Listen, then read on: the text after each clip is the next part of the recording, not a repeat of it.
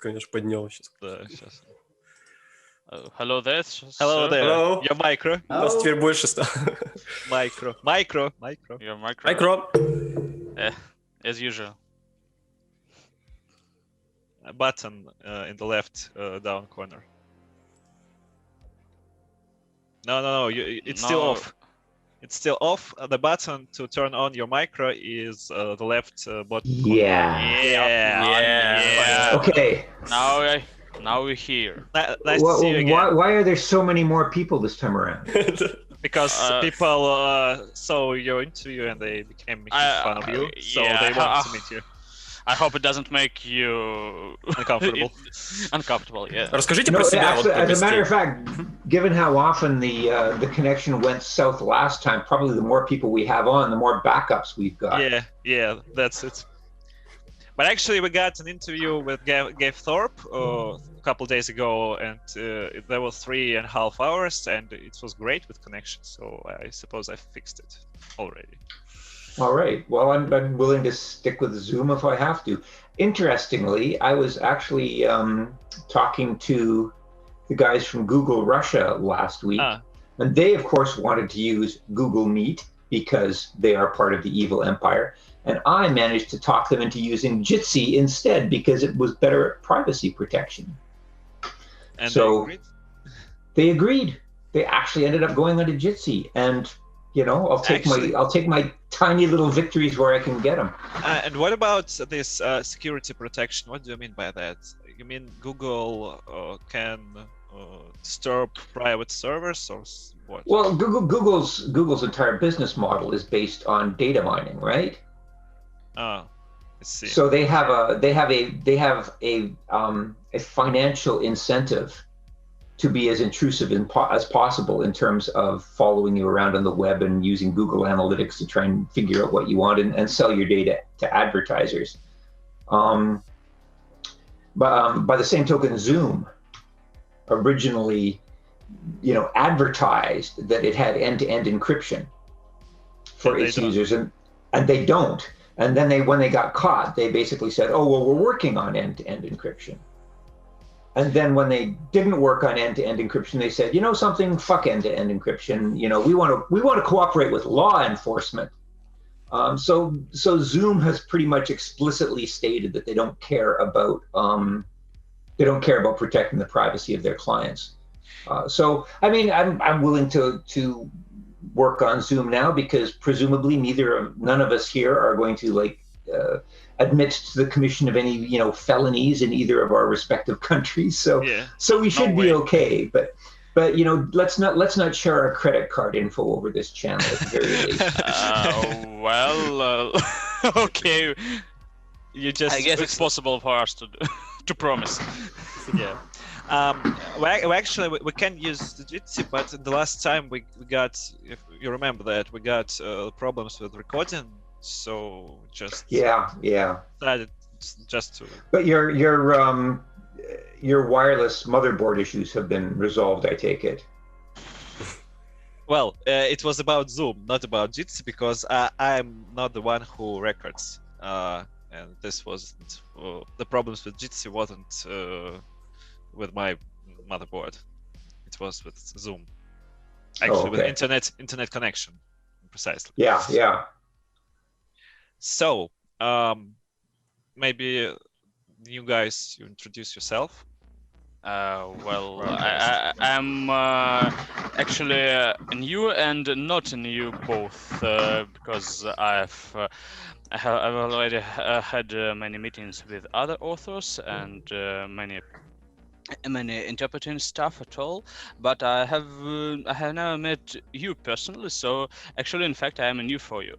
So my name is Alex, and I'll be your helping interpreter. I will interpret. Hello, Alex. Well, hello there, Mr. Uots. It's my honor to see you and meet you. Artyom? My name is Artyom, and I'm a moderator of the internet communities Transhuman and Space More. Cool.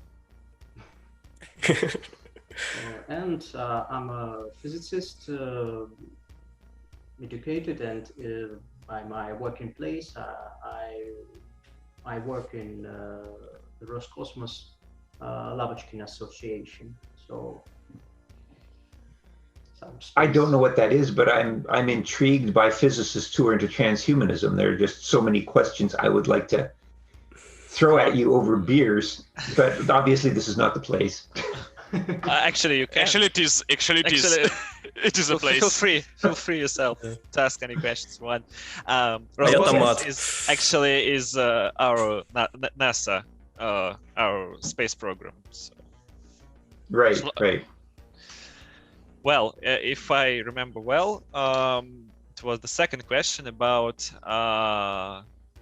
transhumanism and the path that we can take in the future. And this is where we started to have issues. Что, проговорим сначала его, да? Ну, второй вопрос там, да. We'll just start again with the second question, if you don't mind. Okay. Thank you very much. Давай, Владос. Почему вы так мало затрагиваете тему бессмертия, которая сегодня наиболее интересна трансгуманистам? Только о бессмертии вида, роя, колоний. Но вид и так практически бессмертен, особенно очень умный вид. А если вид погибнет, то значит лишь, что на место его приходит другой, более приспособленный. Какая технология модификации человека видится вам наиболее вероятной и предпочтительной? Омар, вид киборга, описанный Брюсом Стерлингом в «Схизматрице», практически не зависит от природных условий, так как нам станет наплевать на проблемы экологии. Или трансформация, которая позволяет миру существовать с биосферой. Ну и там Гео в прошлый раз затрагивал тему псионического эволюции, псионической. Но мы ее отменили. Ну, мы отменили сразу, да. Не очень хочет про нее говорить. Before I start, please, let's just remember our system in the last times. Yeah, with the hands, because it was. I was actually going to mention that myself. Yeah. Thank you very much, because it's really sometimes very difficult. Well, so kind of you. Yeah. In case for our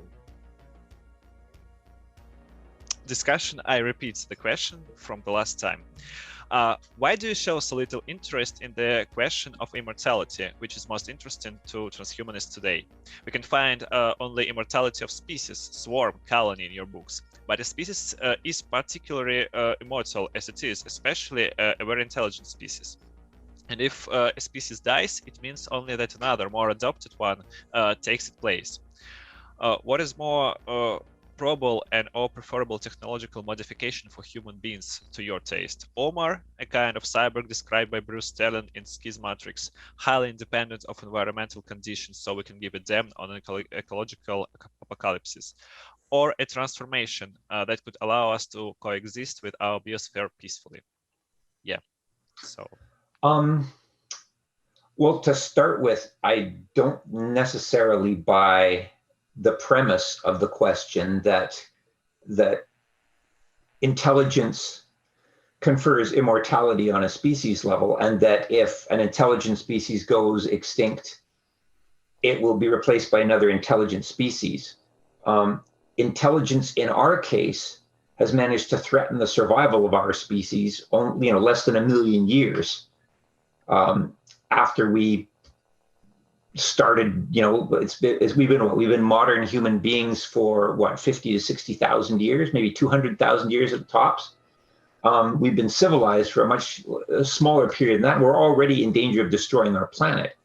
The problem with intelligence is that when it is coupled with brainstem instincts that have no foresight, intelligence basically succeeds in creating technology that allows us to destroy ourselves without at the same time producing the amount of self-control that it would take to not do that. Thank you. Sань? Так, на самом деле, сказал он следующее, что, во-первых, дело не совсем в сосуществовании и в интеллекте. И, в принципе, он немножко переработал наше понятие интеллекта, которое следовало из вопроса. Вот. Честно говоря, самое первое я не очень уловил, о чем он говорил в самом начале. Не обязательно, что при гибели какого-то интеллектуального вида, то есть в данном случае человечества, его заменит другой такой же интеллектуальный вид. Да, потому что он сказал, что вот сколько мы являемся именно интеллектуальным видом, там 50-60 тысяч лет, в лучшем случае 200. Вот, и за это время мы уже создали технологии, которые способны уничтожить нас всех разом. А до этого человечество достаточно долго существовало как не совсем, в общем-то, развитый интеллектуально. Да, и рано или поздно получается так, что без какого-то регулятора интеллект рано или поздно, интеллектуальный вид приходит к тому, что он создает какой-то вид технологии, который, извините за тавтологию, технологию, которая позволяет ему уничтожить самого себя.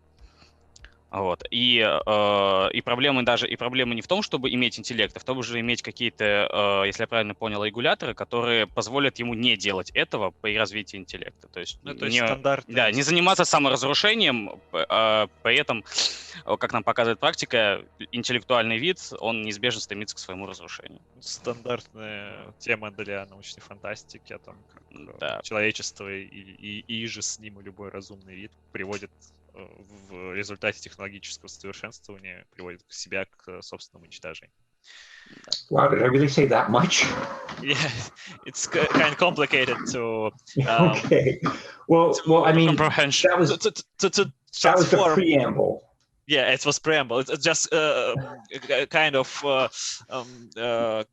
complex to transform what you say to the simple words, so average viewer could understand this. Yeah. Okay. Well, given that qualification, and given a choice between turning ourselves into a species that doesn't have to give a damn about any other aspect of the environment versus one that actually lives in harmony, my personal preference is quite strongly for the latter. I would much rather see us getting along with other things and not, in fact, being indifferent to the rest of our environment, because if you don't depend on your environment, you tend to be less interested in your environment. And I think one of the great things about being alive and being conscious is to find stuff out and to explore the universe. And if the universe becomes irrelevant to you, then that particular motivation for existence disappears. That's just my personal preference. In purely Darwinian terms, I think obviously being completely immune to or indifferent to any other aspect of the universe is gonna make you more successful species. But what's the point? Well, I can only agree with you, probably. I'll just we'll have a little question. Yeah, we'll translate your answer first of all. Значит так, первое, о чем он сказал, что это все то, что мы сейчас говорили до этого, это была преамбула. Вот, это было вступление. Далее он говорит о том, что быть живым — это в первую очередь быть, по его личному мнению, это оговорка, что это его личное предпочтение и мнение, что быть живым — это значит быть заинтересованным в своем окружении, постоянно что-то исследовать, постоянно выходить за рамки и искать что-то новое. Если ты, как выражено в вопросе, если тебе становится наплевать на свое окружение, если тебе становится, в принципе, сейчас уточню, да, если нам станет наплевать на проблемы с экологией, цитирую вопрос, вот, то в чем смысл? Это сделает нас более успешным видом, который не зависит от своей окружающей среды, который не может быть уничтожен каким-то случайной катастрофой или каким-то другим катаклизмом. Это сделает человека, и в принципе любой вид, гораздо более успешным, но в чем тогда смысл? Вот. Ну, то есть, в чем смысл быть безразличным к окружающей среде, к тому, что тебя окружает? Если перефразировать, то получается вот из этих двух вариантов, которые мы ему привели, мистер Уоттс выбирает для себя лично второй, потому что его личные предпочтения как ученого сподвигают его на исследование окружающего мира. А с точки зрения, как он выразился, дарвинистической теории, да, теории эволюции, то, конечно, первый вариант для вида в целом предпочтительнее. Ну, если это как резюмировать. Thank you very much.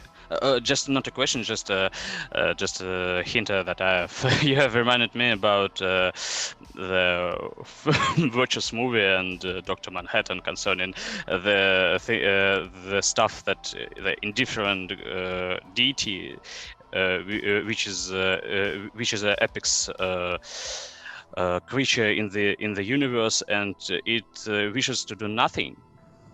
Because he can do anything, so he does nothing, and he's absolutely indifferent to everything around him, and that I am getting your point. I don't know if that's the take-home message I got from Watchmen. Actually, I do recall. I don't know if you're talking about I'm talking about the graphic novel. I don't remember if that aspect of the graphic novel carried over into the movie. But in the graphic novel, there is a point where Dr. Manhattan is sitting talking to his, I suppose you can still call her a wife, on Mars, and saying, do you think any of this would be improved by the presence of a pipeline? Yeah. The argument being, why do we need lights everywhere? Things are beautiful on their own. On their own. I don't know if I buy that, because beauty being a concept of a sapient being, I don't know if anything is possible to be beautiful if there's nothing able to look at it and find Say it. it's beautiful. Yeah. It's just, a rock sitting there can have its own sort of pristine purity, but the concept of beauty, the concept of improvement, these are things that only seem to exist within the minds of sapient beings. So I don't know if I buy that. It was a good graphic novel and it wasn't a terrible movie, but I don't know if I bought the philosophy involved there. Thank you. We'll translate this.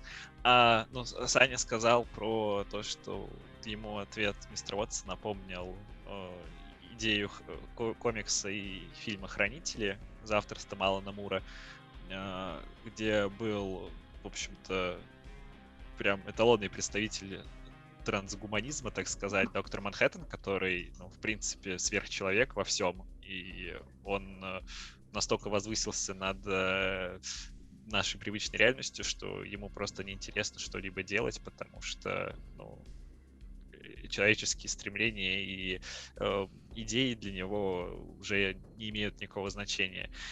Мистер Уоттс не делает ничего. Зачем? Для чего это? Если ты можешь все, ты не будешь делать ничего. Вот. Мистер Уоттс сказал, что он вынес там из хранителей идею, что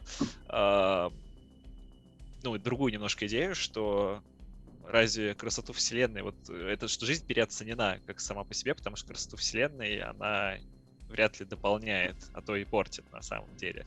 Вот. И сделал оговорку, что сама эта фраза уже не совсем верна, потому что красота в глазах смотрящего и не может существовать как вне рамок разумного восприятия. То есть Вселенная не будет красивой, если не будет кого-то, кто посмотрит и скажет, что это красиво. Да, то есть красиво это мы для себя определили, там другой какой-нибудь определит, что это некрасиво, красиво что-то другое, но по факту Вселенная от этого не поменяется и станет не менее красивой, не более красивой. По этому поводу мистер Уоттс вспомнил сцену, собственно говоря, из комикса, из фильма «Хранители», где доктор Манхэттен разговаривает на Марсе со своей супругой. Девушкой даже, скорее. Да, и как раз сообщает ей эту сентенцию о том, что вещи красивые сами по себе, даже без людей, без разума. Да, он там на Марсе говорит, неужели там, посмотри вокруг, что может улучшить эту красоту, там, метро или там еще что-то такое. Супермаркет. И с этим мистер Уоттс не согласен. Да, на самом деле. Опять же, он объяснил почему. Потому что красота сама по себе без жизни разумной не может существовать. Ладно, я полагаю, можно переходить ко второму вопросу, да? К третьему, получается. По вашему системе. Да, Артем, твой вопрос. We'll go to our next question, if you don't mind, Mr. Uots. Sure. В романе «Апраксия» в порядке научно-фантастического допущения вы подвергли сомнению некоторые основы научной методологии. Например, затропность законов природы, то есть то, что они одинаковы во всех точках Вселенной. Или научную установку на поиск каузальных объяснительных теорий, ведь познание двух палатников несколько иначе работает. Насколько я помню, в Reddit-тредах, где обсуждали их апраксию, Вас в связи с этим спрашивали, не читали ли вы некоторых философов познания, вроде Пола Фейерабенда, идеи которых читателям вспомнились при чтении их апраксии. И тогда, кажется, вы сказали, что не были с ними знакомы при написании романа. Изменилось ли с тех пор что-то? Вы какие-нибудь работы такого рода изучали? Возможно ли ситуация, когда научным фантастам и даже ученым для анализа фундаментальных проблем из их сферы деятельности понадобится больше знаний вот из таких областей вроде философии, которые обычно считались слишком гуманитарными и далекими от научного фронтира? Окей. Я могу прочитать, если хочешь. Да, давай. Well, Mr. Watts, our next question. Well, in the Echopraxia novel, you challenge, sure, as a science fiction assumption, of course, some tacitly accepted fundamental principles of scientific methodology, such as the isotropic nature of scientific laws, that they are the same at the whole points of the universe, or the attitude of seeking causal explanatory theories, because the cognition of bicamerals works differently. Well, in the Reddit threads, you were asked in the connection if you had read some philosophers of science, well, like Paul Feyerabend, whose ideas came to mind while reading Echopraxia, and well, if our questioner is not mistaken, you were not familiar with them at that time. Has anything changed since then? Have you studied any works of this kind? Is it possible that science fiction writers and even scientists will need more knowledge from fields that were considered rather too human and far from scientific frontier to analyze the fundamental problems of their own field? It's a quite complicated question, so you can just answer parts of them. So the first.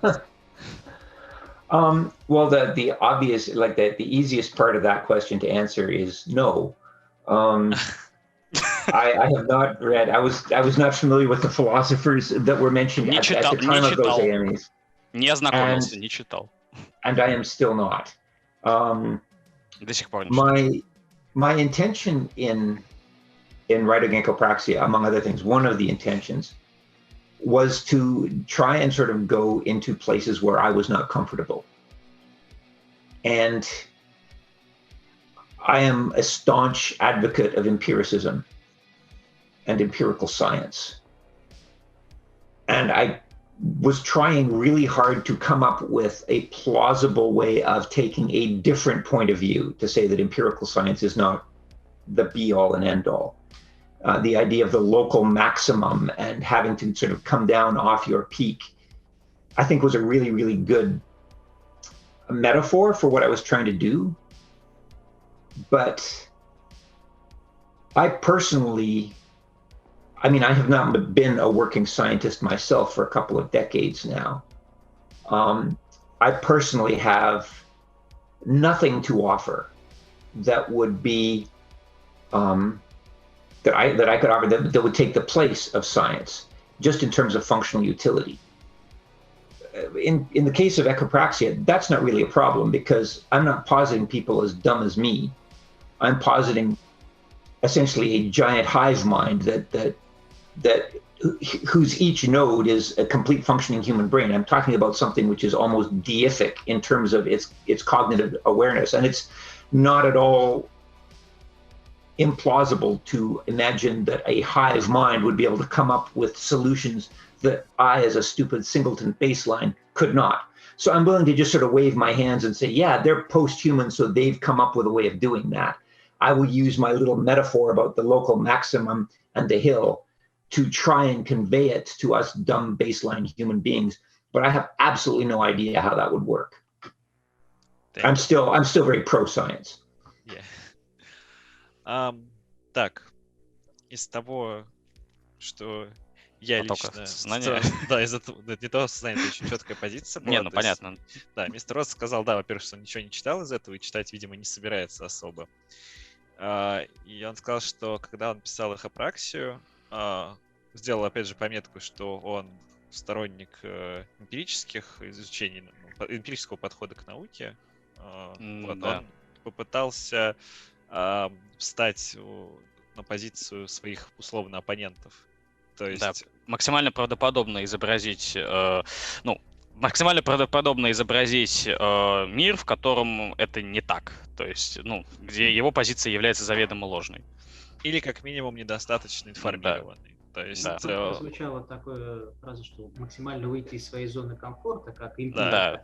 Не представить себе что-то максимально отличное от эмпирической науки.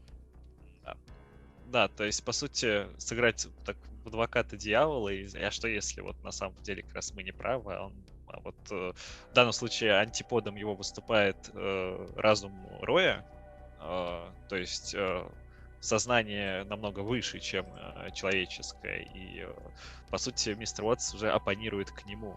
То есть не с позиции, что мы люди, как бы ученые, он сам ученый несколько десятилетий, как бы, и у него большой опыт, вот, но тут с позиции того, что вот его опыт как ученого ничего не стоит, потому что вот есть сознание гораздо выше, гораздо развитее и на другом совершенно уровне находящееся, по сравнению с которым наше познание ни о чем.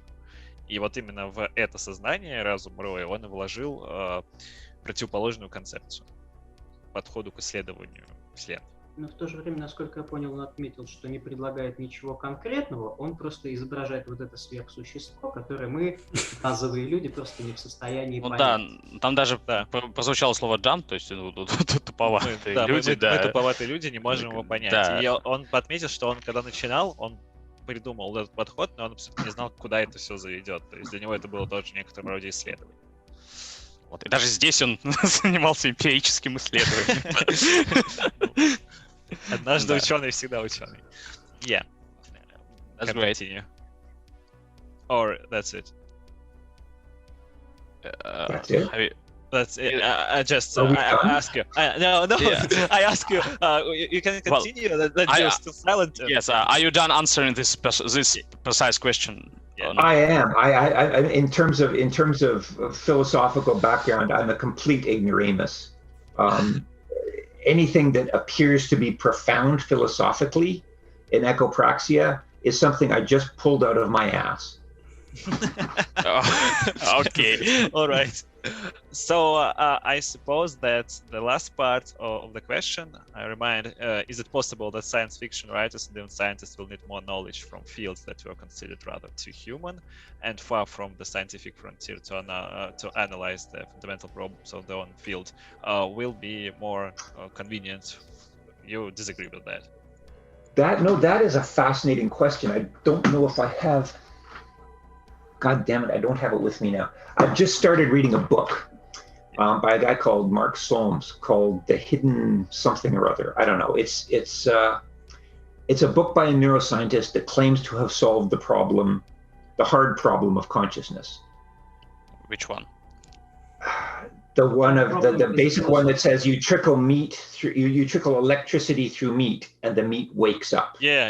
You said about this in the last Yeah, time. it's one of those things that physics as we understand it. And this is one of the things I wanted to talk to our transhumanist physics buddy over there for. Yeah. The idea of physics as we understand it has no way of explaining. It can explain the computation of meat brains, but it cannot explain how subjective experience arises from that. And this guy in his book, it's called The Hidden Spring.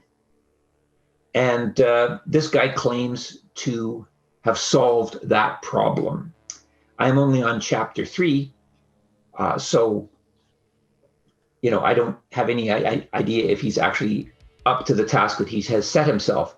But something that I found fascinating is, and it is on point to your question, is that he rehabilitates Freud. That Freud is like not something that anyone these days would consider scientific. It was a lot of sort of hand-wavy mumbo jumbo about ids and anal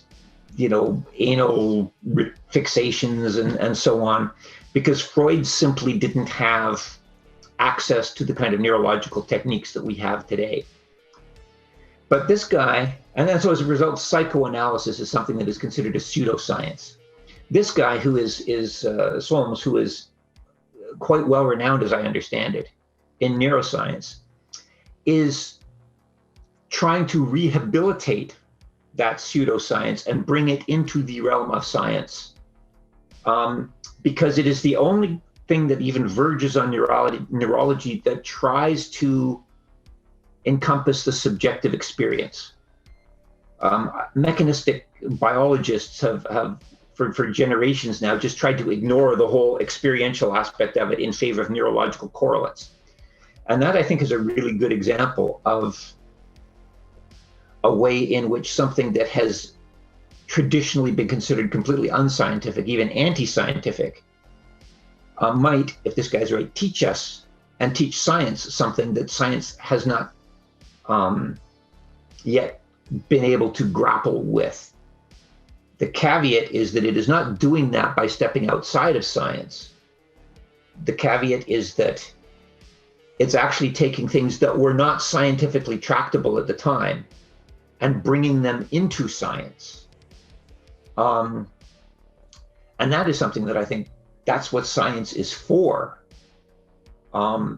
Chemistry didn't start out as chemistry, it started out as alchemy. Astronomy and cosmology started off as Astrology, right? The difference between empirical science and other systems of looking at the world, such as religion, is that science took us from astrology to cosmology in the time that religion went from abasing yourself on your knees in front of an invisible sky fairy all the way up to abasing yourself on your knees in front of an invisible sky fairy. So yeah, I don't think science has run out of things to illuminate yet by a long shot. And I think a lot of things that we consider to be non-scientific can fall under that umbrella. Thank you very much. Значит, если что, мы начали с того, что вопрос, я повторил часть вопроса последнюю, то есть это как там, возможно ли ситуация, когда научные фантастам и даже ученым для анализа фундаментальных проблем их сферы деятельности понадобится больше знаний из таких областей, которые считались скорее слишком гуманитарными или ненаучными, то есть далекими от научного фронтира. И здесь, как я понял, у Артема, ну, ты в курсе, то есть о чем он говорил, когда он про работу этого ученого начал рассказывать, да? Ну, мистер Уоттс сказал, что все, что в их апраксии может казаться фундаментально философским. Это он из задницы достал, это да, это я понял. Да, скажем так. Вот. Однако ему вспомнилась книжка, которую он как раз сейчас начал читать, и дочитал пока что. Даже перечитывать. Даже перечитывать, он говорил на первом интервью, что он ее давно читал, еще когда вот только начинал, эхопраксию он написал, именно потому, что он этот сборник эссе он нашел, и она его там торкнула. Идея вот эта вот с мясом. И о чем книжка, ты в курсе? Так, все, ладно, я пошел. И книжка написана каким-то парнем, который заявляет, что нейрофизик, да? Да, какой-то нейрофизиолог, который заявляет, что ему удалось разрешить так называемую трудную проблему сознания. То есть это проблема того, как за пивком пришел. Мясо, в котором пробегают нервные импульсы, внезапно просыпается. И не просто становится разумным, а имеет еще субъективный опыт. И вот этот субъективный опыт, он казался чем-то абсолютно вненаучным. И чтобы как-то схватить его, как-то его понять и концептуализировать, этот автор этой книжки привлекает такую штуку, которая в наши дни кажется абсолютно ненаучной, абсолютно какой-то шаманской. Он привлекает психоанализ и реабилитирует Фрейда. Вот. И в принципе подобный подход кажется мистеру Уоттсу таким фундаментально научным, потому что наука этим и занимается. Она берет что-то извне, что-то ненаучное, и переводит его в сферу научного понимания. Точно так же произошло, например, с астрономией или космологией, которые начинали с астрологии. Вот. С другой стороны... Химия, алхимия. Да, химия, которая начиналась с алхимии. С другой стороны, когда мы говорим о других системах знаний, например, о религии, то мы видим, что они начинают с коленопреклонения перед небесными сущностями, и им же и заканчиваю. И миссия науки, может быть, и не состоит в каком-то долговременном просвещении, но, по крайней мере, это внесение вот этих вещей извне под общий зонтик научного понимания. Если что, мистер Уоттс подчеркивал в первом интервью, что это его, опять же, позиция личная. То есть он не читает, не продвигает ее ни в коем случае, не заставляет там, всех придерживаться. Это его просто вот как личность, его позиция, взгляд на эти вещи. Yeah, we translated this. Our high mind has translated that. Yeah. Triple high mind.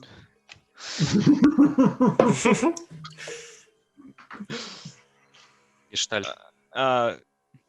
If you finished with this question, or you have something to add?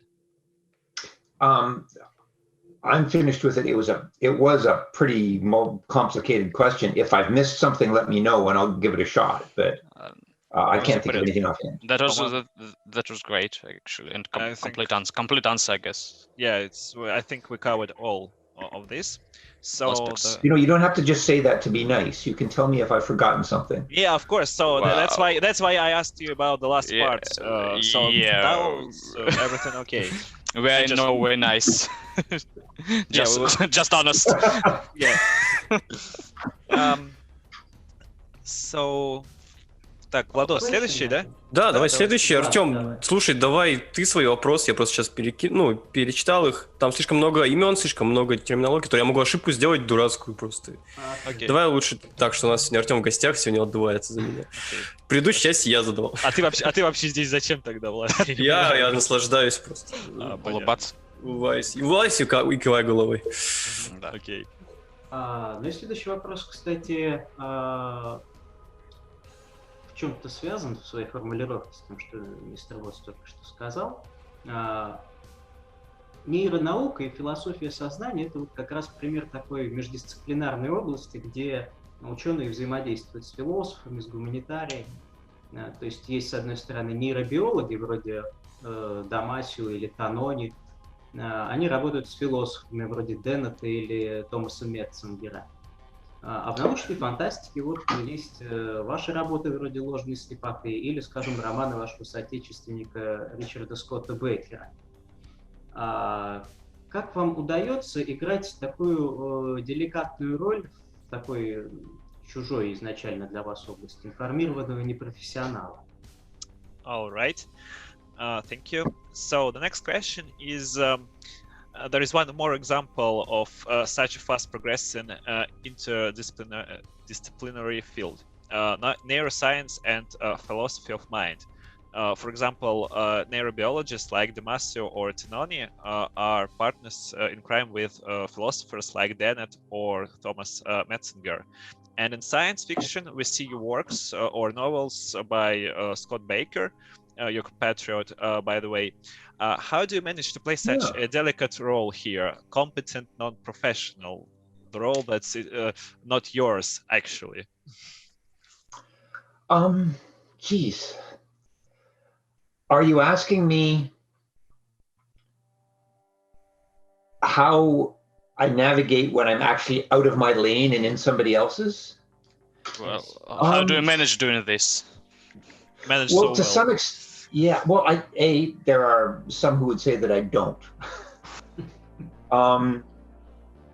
And B, as I think we may have covered in one of our past sessions, there are times when I do, but I do it completely by mistake. Like I just randomly take a guess, and it turns out that it happens to be similar to things that other people in fields in which they are expert and I am not. I mean, that's just happenstance.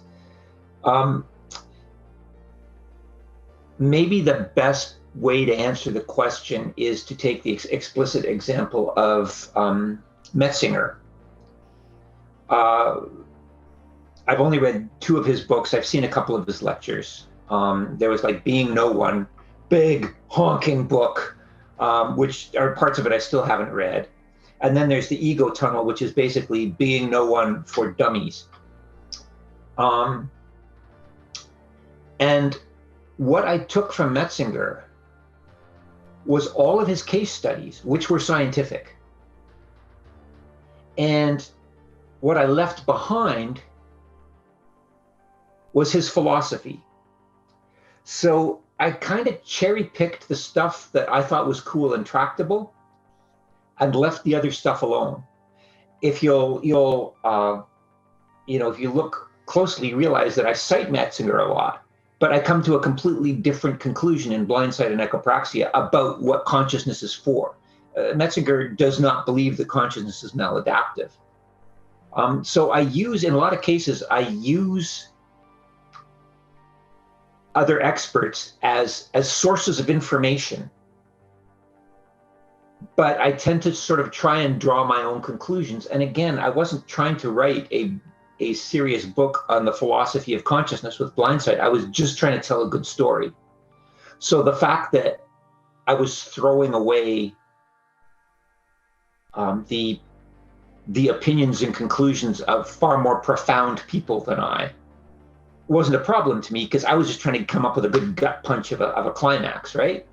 And that probably compromises the philosophical integrity of anything you might want to read into my books, because I'm fundamentally trying to tell a story. Another example, Scott Baker, who's an interesting guy. A friend of mine wrote a book, I don't know if it's made it into Russian, called Neuropath.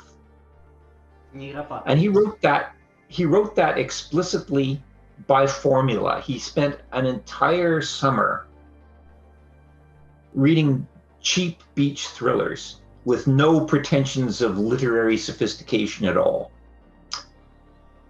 And he said, I can do this. This is really simple.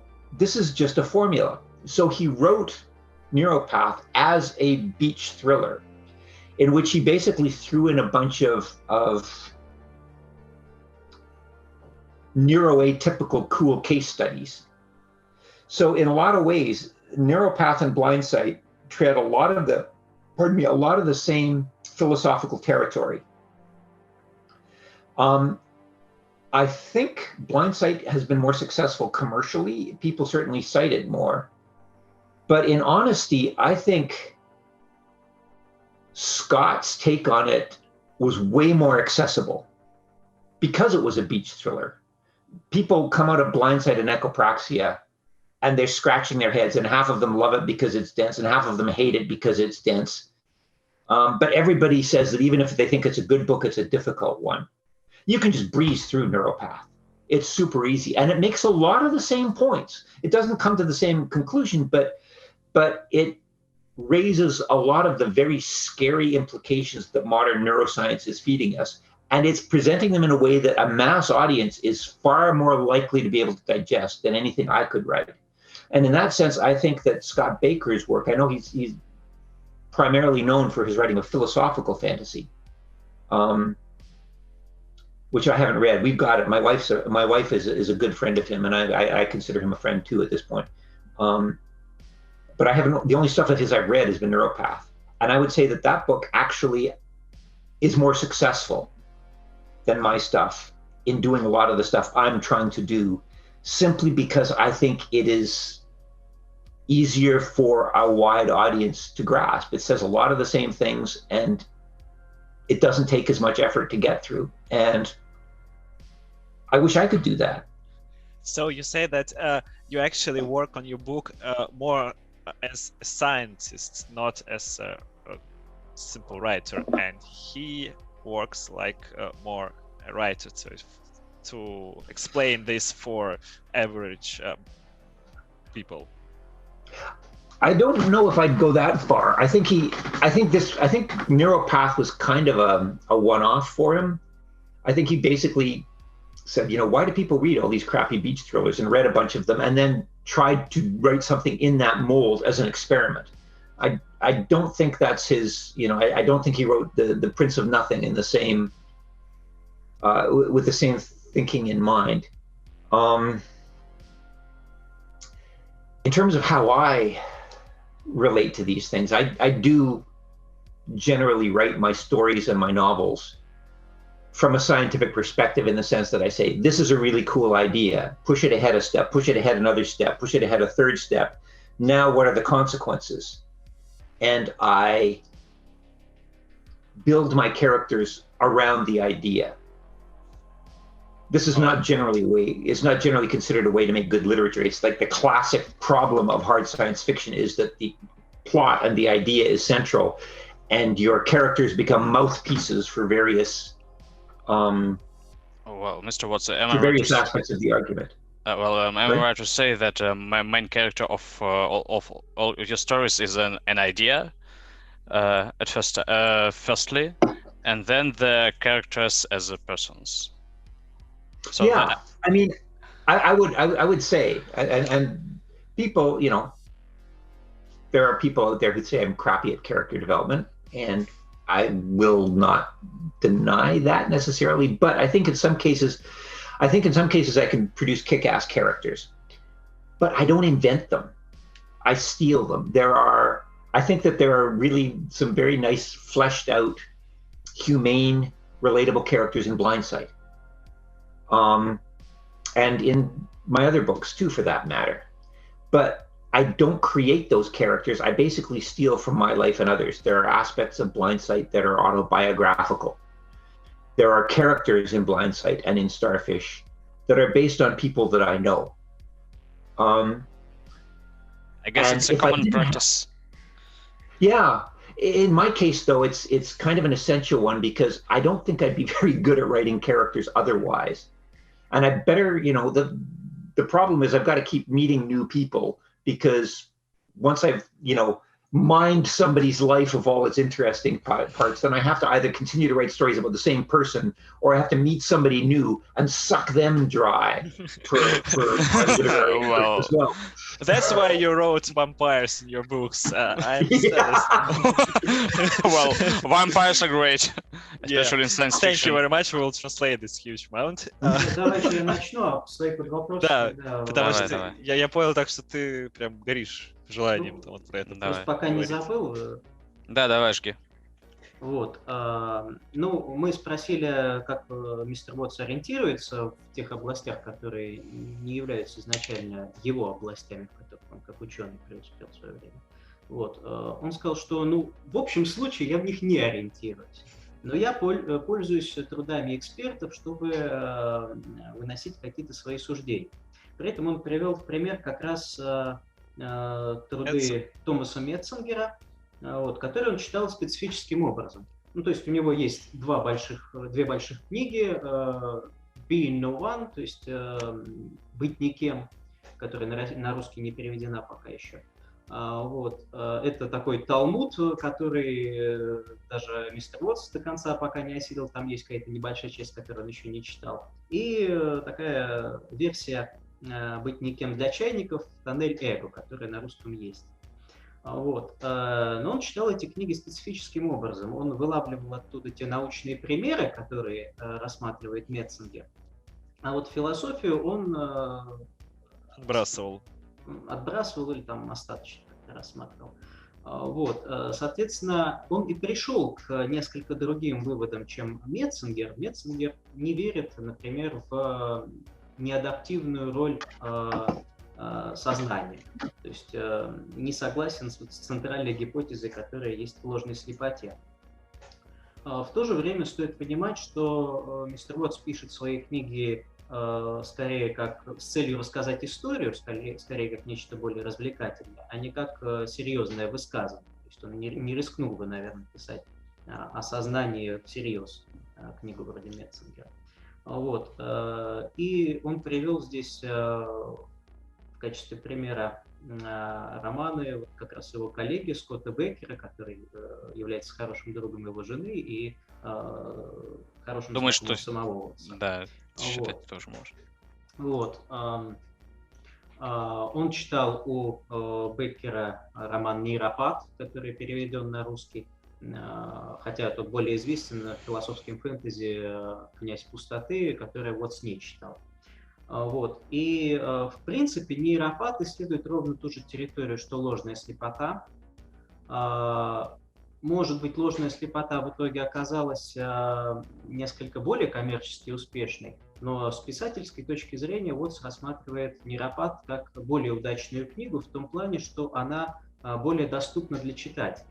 То есть все отзываются о ложной слепоте как об очень сложном романе, то есть они там чешут в затылке, пытаясь понять, что же это такое написано. Я, извините, превью, там вроде было как дуально. По формуле то есть там половина людей там, наоборот, восхищена тем, что она такая сложная и глубокая, а другая половина ее искренне ненавидит за то, что они не понимают, о чем там идет речь. Да, в то время как Беккет... заходит в широкую аудиторию. Но в любом случае всем приходится потрудиться, чтобы понять ложную слепоту. Да, это правда.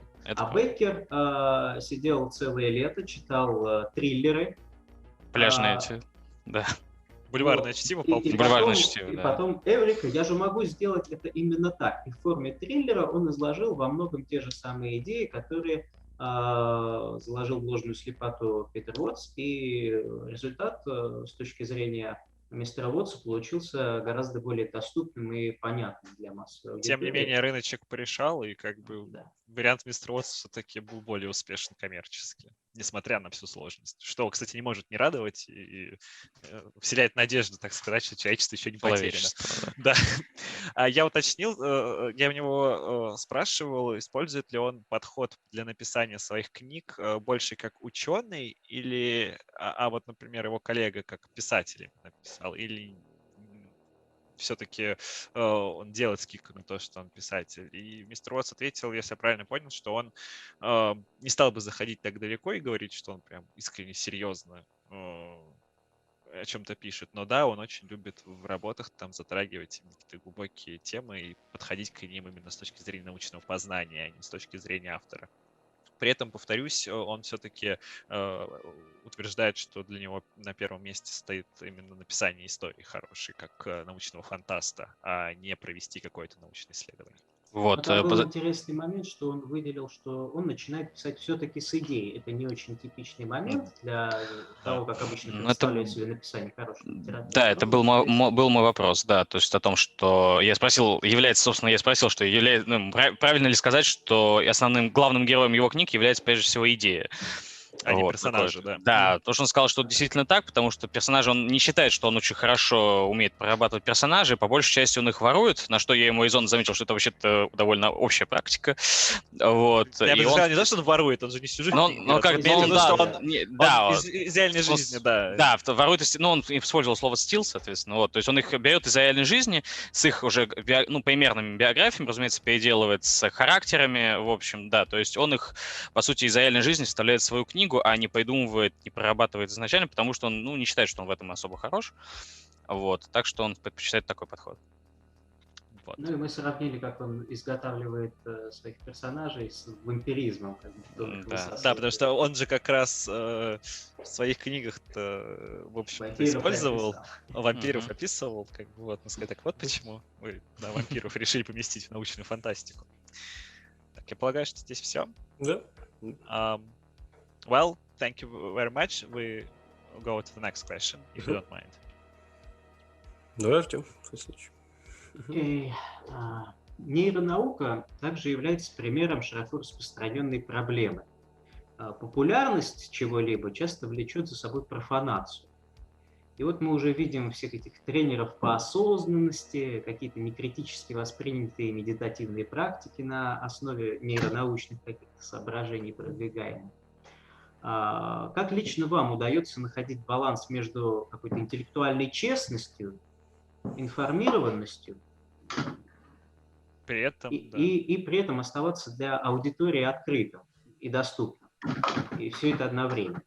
У кого для научного фантаста вот это вот этичное решение дилеммы между просветительством и достаточной строгостью того, о чем вы говорите? Well, Mr. Uots, there's a question of such kind. So, neuroscience is also an example of a widespread actual problem. Certain popularity evokes profanity. And now we can see all those mindfulness coaches and uncritically perceived meditative practices, all of all sorts. So how do you personally find a balance between intellectual honesty, keeping on being well-informed and openness to a wide audience at the same time. What is your ethical solution for an author of science fiction in the dilemma of enlightening and being rigorous enough in your statements and scientific approach? Well, I think there is a very good reason why they call it science fiction. Fiction. my goal is not to write essays. I mean, that's what my blog is for.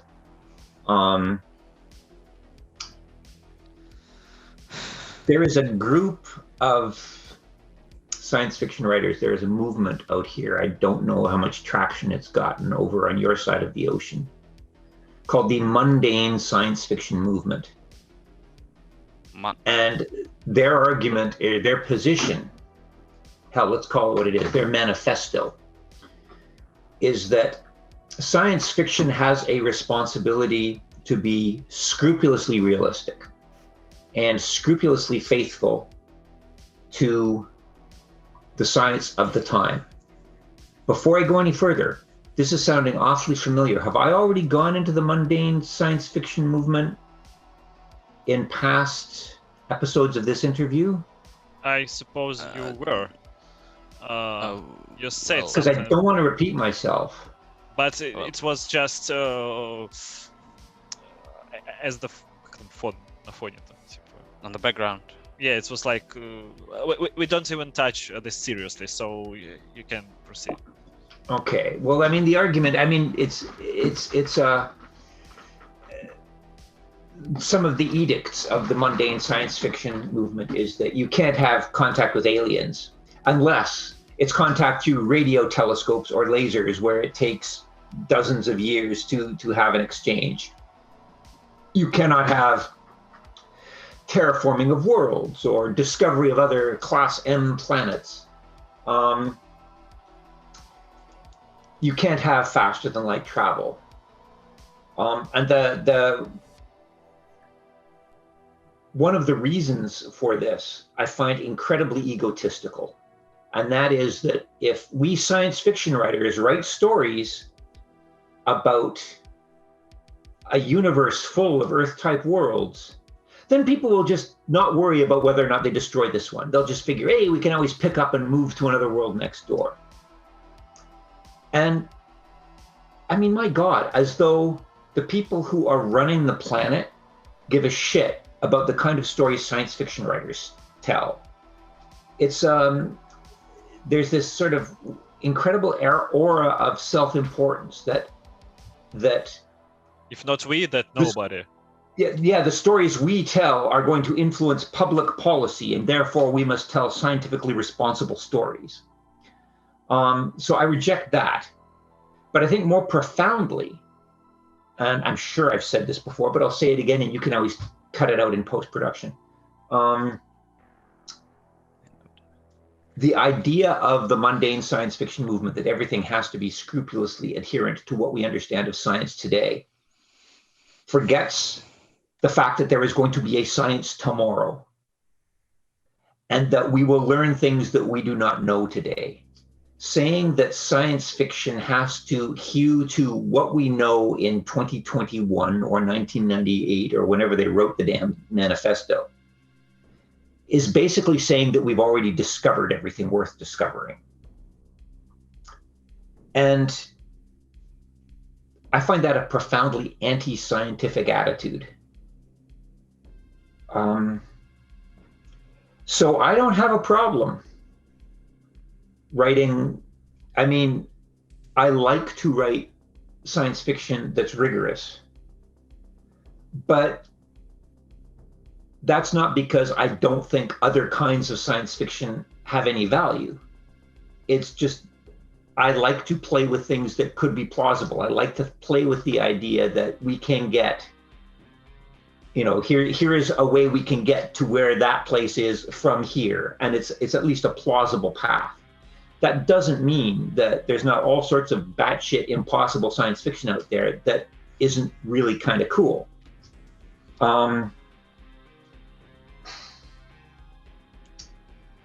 I also think that hard science fiction I mean, when you talk about the rigor with which I write science fiction, is largely an illusion. You look at someone like Larry Niven. Larry Niven is renowned as a hard science fiction writer. And yet, some of the most fundamental and coolest ideas he comes up with make absolutely no scientific sense at all. I mean, obviously, yes, he has faster than light travel. That's a gimme, which, as we know, is scientifically impossible. At least it was until the Albuquerque drive came on. But he has genes that code for luck, like a string of nucleotides that produces a protein that changes the laws of probability. That's just batshit fantasy. He's got psionic navigation for his faster than light spaceships. Basically, he's got psychic powers. A lot of the things he does are fantasy. Like, there's just no other word for it. It's not hard science fiction, not the way most people describe it. And yet, he is one of the few science fiction writers who actually seems to get the impact of evolution. His known space idea that, you know, we are all descended from ancient aliens that came from the galactic core, that's bullshit. I mean, genetically, we know that we evolved here on Earth. But putting that aside, his idea of creatures that behave according to drives and instincts that were built into them by natural selection was pretty groundbreaking in the 1960s when he was writing this stuff. And say what you will about his outdated sexist attitudes, say what you will about the fact that when you have won't dinner say with anything about it. We're in Russia. We never say something about it. we don't give a damn, actually. Okay, then say what you will about the fact that every time you have dinner with the man, he farts constantly. These are, you know, the man is past his prime, but when he was in his prime, he made a significant contribution to science fiction. He's considered a hard science fiction writer. And back when I was in high school, I thought that was hard science fiction. When I became a biologist myself, he became less of a hard science fiction writer, more of sort of a science fantasy writer. When I was doing my PhD and I was writing my first novels, Starfish, about this, you know, microbe on the bottom of the ocean that sort of infects people and monopolizes sulfur resources. A microbiologist that I knew sort of wrote me and said, how does behemoth get past the cell membrane without promoting the listeria lysine? And I suddenly realized, holy shit, how did that happen? So I stopped the plot of Maelstrom dead for like 2 pages while I described how behemoth tricked the receptor molecules on the extracellular side of the plasma membrane into using sort of controlled endocytosis to get the molecule into the cell without promoting lysis. I mean, using a 532 amino acid listeria lysine analog. It was. I mean, seriously, I basically dropped a bunch of hard biochemistry into the middle of a novel, and it probably stopped the plot dead for those pages. And that makes my science fiction really, really super hard, unless you happen to be a professor of microbiology, in which case it's still just hand-wavy bullshit. So my impression is that whether something is hard science fiction or not has not nearly as much to do with the fiction itself as it does to do with the scientific background of the person reading it. Something that's hard science fiction to me as a high school student is going to be the wildest fantasy to me as a postdoctoral fellow working on molecular genetics. And that's okay. I mean, I don't think we should be I think we should be aspiring to ask, what if this were the case? What would the ramifications be? I don't think we should be spending that much time on saying how this can possibly be the case, because maybe it can't be. Who cares? But that's not the point of the genre. The genre is not to say this is. The genre is to say, what if, then what? So it's on the natural to do assumptions in the science fiction. It's not science fiction otherwise. It's just science. Agree. Саня, Well, подожди. Wait. You just have to translate this. Okay, well, I'll hold With the our horses. questions. Yeah, thank you. Well, thank you very much for just translate this.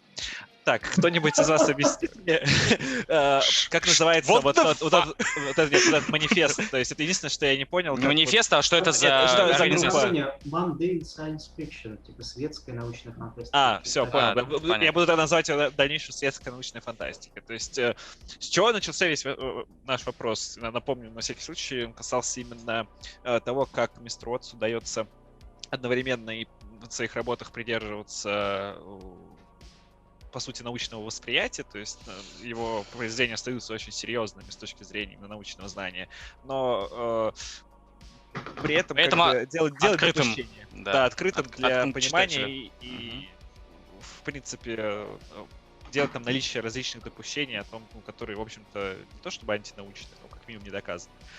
Он начал свое объяснение именно с того, что научная фантастика не зря называется именно так. Она фантастика, она, да, научная, но она фантастика. То есть он не сторонник подхода к рабочим произведениям, да, когда научные фантасты обязаны в своих работах указывать только те факты, те вещи, работать с теми данными, которые известны на данный момент.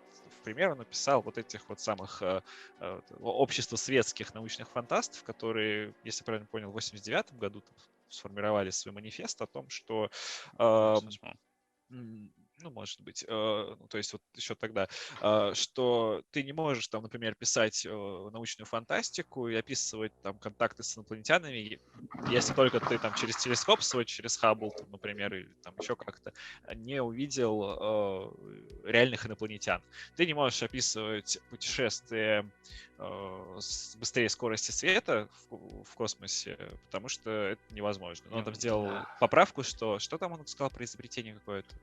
То есть, ну, опять же, только если вы не изобрели там что-то, по-моему. Да, он сказал, что только если вы не изобрели какой-то там ускоритель частиц, который может вас там перенести. Ну и то это в любом случае он сказал, что в любом случае, даже если вы делаете это допущение, это уже не делает, как бы, по сути, это жесткой научной фантастики, о которой вы распинаетесь в этом манифесте, потому что вы все равно делаете допущение вот это вот. Да. И поэтому, как бы, вот он против этого крайне, то есть при том, что ему, как человеку с большим опытом, смешно на это все смотреть, потому что, ну, вот, например, Ларри Нивен, достаточно известный, один из самых, по сути, известных авторов научной фантастики 60-х годов, в те времена, когда Уоттс учился в школе, это можно было считать вот этой жесткой научной фантастикой. То, что он там описывал, как бы в те времена считалось, ну, наверное, передовым достижением. Передовыми, да, какими-то наработками. При том, что при всем при этом Ларри Нивен все равно делал там допущения. У него было и путешествие быстрее скорости света. Он работал над концепцией псионики, то есть навигаторы и кораблей, по сути, у них были там закодированные наборы генов, которые по мере эволюции открылись и позволили им использовать псионические способности для навигации. Где-то я это уже видел. Ну ладно. И на самом деле это Ваха у него украла, а не наоборот. Ну, естественно. Он написал раньше гораздо. Вот, то есть там была идея, что человечество, оно не эволюционировало на Земле, а было потомками инопланетян, которые, прилетели. Да, и опять же, еще одно допущение, которое абсолютно условно антинаучное, и прочее. Это не делает его историю плохой при этом. Там были фундаментальные, в том числе, идеи, и для своего времени, естественно. И это то, чем должна заниматься научная фантастика. Она не должна себя ограничивать. Господи, сколько банок пива он пьет с собой на эти тусы. Я уже завидую. В качестве такой идеи у Нивена Уоттс обратил внимание на то, как эволюция вообще влияет на человеческих существ в романах Нивена. Да, то есть вам не обязательно придерживаться очень четкой и последовательной, абсолютно неотступной позиции от научного знания, чтобы писать хорошую научную фантастику. А мистер Уоттс заметил, что он презирает, в общем-то, в некотором роде этих людей, потому что своими утверждениями, что вот мы, вот адепты светской научной фантастики, они как будто перетягивают на себя одеяло и говорят, что если мы Только там... наше правильное. Да, не то, что только наше правильное, а что если мы не будем придерживаться вот подобных идей, то человечество в итоге наплюет на собственную планету. В качестве примера он там привел ситуацию, когда там вот они жестко выступают против описания галактики, в которой есть огромное количество планет земного типа, то есть пригодные для жизни. И в этом случае, по их мнению, у рядового читателя сформируется мнение: ой, таких планет, как Земля, полно, и, значит, можно там гадить на планете и не заботиться о ней совсем, и потому что, если что, мы просто возьмем и перелетим. Хотя, конечно же, это допущение в корне неверно. Вот. Ребят, добавить? Ну да, он сказал, он дальше упоминал про свою первую, ну, про одну из первых работ, если не ошибаюсь, это «Звездная Первая. рыба» называется, Первая. да, или Starfish, да? Да. Вот. Какие звезды у нас переведены? Вот. Звезда морская. Кто? Морская Морские звезда. звезды у нас переведены. Ладно. Ну, Starfish это и есть, Ну, я кстати. понял, да, просто я к тому, что мало ли вдруг это с космосом связано как-то. Вот, и он упоминал то, что когда он еще, поправьте, если не ошибаюсь, то когда он еще получал свою докторскую степень, он писал, собственно, эту книгу. Да, Вот, он рассказывал в первом да, интервью, как это было. Да, но, видимо, все уже знают об этом, но я перевожу, потому что я первый раз слышу. Вот, и то, что ему, к нему, ну, он писал, он написал, по-моему, 2 страницы, там, что-то там 2 страницы, что ли, написал к этому моменту. К нему пошел его преподаватель, да, если не ошибаюсь, да, микробиология. Вот, и... Коллега ну, там. Да, или коллега, в общем, да, сказали, типа, да, ну, это же какая-то хрень, типа, как они вообще могут вот это вот делать, эти морские звезды, там, напомните, то есть они под водой ползают, да, и они там захватывают контроль, да, над разумом, если не ошибаюсь, да, Артем, ты в курсе? Там в романе речь о том, что группу людей специально модифицируют биологически, чтобы, значит, обслуживать геотермальную электростанцию, что-то вроде этого, на дне океана, у разлома. Вот. Ну и, соответственно, в связи с этим там очень много всяких геотехнологических моментов всплывает. Ну вот, и он как раз, мистер Уоттс, я так понял, психанул, и прям в середине романа бухнул целый, считай, разбор статьи, как это все, то есть вот там, ну, то есть клеточные мембраны, как они там забирают молекулу, всасывают там осмос и втягивают. В общем, он бухнул туда именно... Да, потому что у него квалификация его позволяет спокойно это объяснить и описать, как это работает. Да, но проблема в том, что с точки зрения, ну, настоящего микробиолога это все равно полная дичь. Вот, и хрень, и как бы зачем это все делать, если это не делает историю лучше, это просто... Ну, зачем объяснять, зачем это... Смысл не в том, чтобы объяснить, как это работает. Смысл в том, чтобы сказать, вот это работает, и что тогда? Да, то есть научная фантастика... Сделать предположение и исследовать следствие. Да, то есть посмотреть, что получится из этого. При этом он заметил, интересная такая фраза, что, мол, научность фантастики — это во многом вопрос перспективы. То, что кажется ученику старших классов научной фантастики, будет абсолютным фэнтези для студента и уж тем более профессора. Вот, соответственно, и его впечатление о той или иной фантастике менялось. Ну, про Нивина как раз и говорил. Да. Вот, что Нивин со временем стал восприниматься во многом как фэнтези для него, хотя это, в общем, эталонный писатель научной фантастики.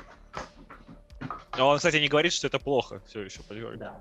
говорит, что это хорошо. Типа, если научную фантастику свести к тому, о чем утверждают сторонники там, светской вот этой научной фантастики, она перестанет быть научной фантастикой. Будет просто наука. Просто сбором эссе на тему. И еще одна фраза мне понравилась, что мистер Уоттс сказал, что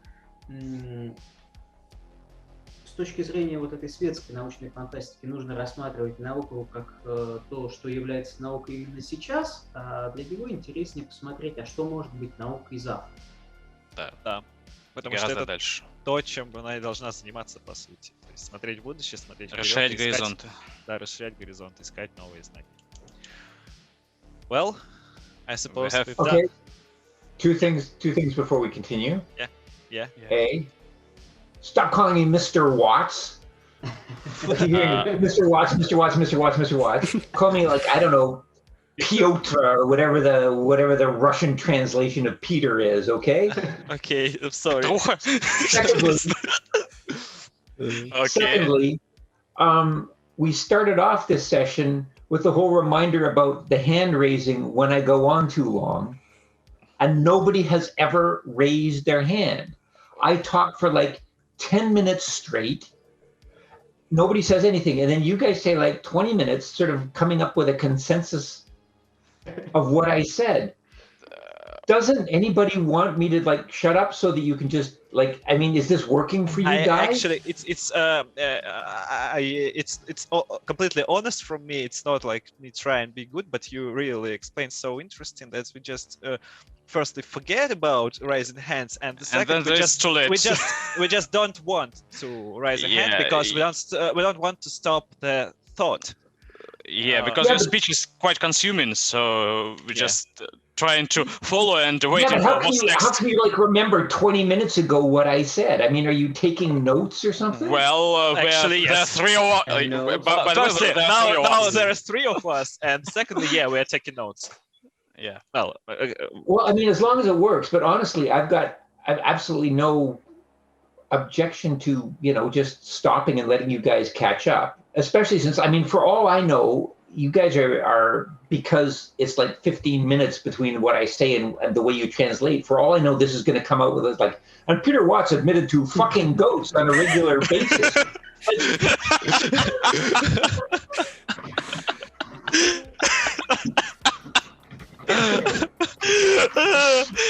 Говорят, он духов слышит. С козой ебет. Извините, вырежу потом это. Окей. Я просто не мог об этом не вспомнить. Говорят, он духов видит. И с козой ебется. Ладно. Yeah, it's all funny for you guys. I'm going to be the guy who, like, all of Russia knows is the goat fucking science fiction writer. No, we don't say something like this. Well, just perhaps. No. Okay, yes, no way. We have our own science fiction writers who fuck goats. Yeah. We have enough this shit here. So if that was the case, we will never contact you ever. I assure you. Well, sure. Not our type of content, really. For now. I'm not judging. I'm just. Yeah. Well, actually, it was the last question. Finally, okay. The funny thing that at the start we thought with Vlad that we will do all this stuff in one interview, and actually it was like 3 of them. Yeah. So that's it. Actually, we ran out of questions, but if anyone all right. something. Yes, but in case you have your own, or you said you said you have some questions or something like that. Well, yeah, am I reading this right? Artem? Yes, physicist guy. It seems to me that transhumanism, when you take it to the realm of getting out of the meat and either into software or into some kind of a Tupperware brain with a longer warranty. In both cases, you're basically talking about uploading or cross-loading consciousness. And we won't know whether or not uploading consciousness is possible until we know what consciousness is and how it works. And we don't seem to have the first fucking clue. At least unless this guy whose book I am reading actually solves the mystery. I don't know. So as a physicist, what is your take on the whole, I mean, are you simply kind of a bemused studier of transhumanism? Are you a transhumanist yourself?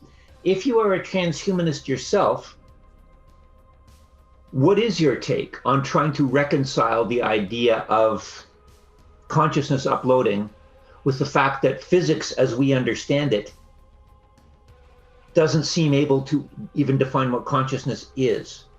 Are you willing to just sort of say, well, it all comes down to information flow. The substrate doesn't matter. What matters is the logic of the information flow, and so I'm willing to take my chances? Or do you have a different take that allows you to be comfortable with this?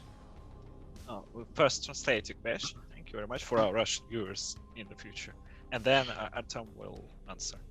Артем. До этого расскажите немного, что там, о чем да, что там ржали, блин, полчаса, что там было типа сначала мистер Уоттс сказал, что, как бы, помните, мы договаривались... Stop calling me Mr. Watts! Извините, Питер. Да, вот об этом, кстати, он тоже говорит. Во-первых, он сказал перестать называть его мистер Уоттс. Давайте называть его как Питер. Окей, Питер будет Питер. Во-вторых, он сказал, что мы договаривались в начале интервью, что мы будем поднимать руку и, типа, останавливать его. Но мы что-то как-то перестали этим заниматься. Я сказал, что, ну, ты просто, во-первых... Не хотим прерывать поток мысли, да, потому что она крайне интересна и не хочется как-то... Целостная. Да, нужно получить целостное восприятие. Очень тяжело это как-то разделить по фрагментам. Но, во-вторых, просто, тяжело, поэтому нам как-то проще именно все это законспектировать, занести, а уже потом совместно как-то это перенести на русский. Вот, и он просто сделал ремарку, что... про козлов, типа, что... Да, что, типа, мы говорим то, что, ну, это нам, типа, нормально, что мы запоминаем, записываем, он говорит, это вам хорошо, а я тут сижу и думаю, что в России я буду известен как автор, который там ебет это кост, там, и, короче, да. Мы сейчас переврем. Да, что мы переврем сейчас. Да, переврем, да, все, что он сказал. Все будет не так, да. Вот, а потом мы как бы предложили ему просто задать свои вопросы тоже, потому что мы у нас не закончились. Ну все, давай тогда. Коллеги с Артемом, как бы, да, поэтому... Я думаю, им интересно как раз пообщаться. Да. Ну, и меня он спросил о трансгуманизме, если я физик и трансгуманист одновременно, или я просто исследую трансгуманизм, как я отношусь к идее загрузки сознания, что мне позволяет как комфортно с ним взаимодействовать. Что нам же нужно как-то выгрузить из мяса сознание в какой-то другой субстрат, а возможно ли это вообще, мы же не знаем, что такое сознание, но если вот тот чувак, который написал книжку, которую сейчас Питер Уоттс перечитывает, если только он не прав, то... Скорее всего. Ты опять назвал его мистер Уоттс. Да, Питер. Скорее, то мы не знаем, что такое сознание, и что нам позволяет оставаться в хороших отношениях с такими концепциями, как загрузка сознания, не зная, что такое сознание. And honestly, I don't know if it should be better for me to answer in English or in Russian. And then well, I understood what you just said, so you just say on okay in English. In English, yeah, and then go ahead, we translate. Myself definitely is a transhumanist, but I'm not comfortable with how transhumanism,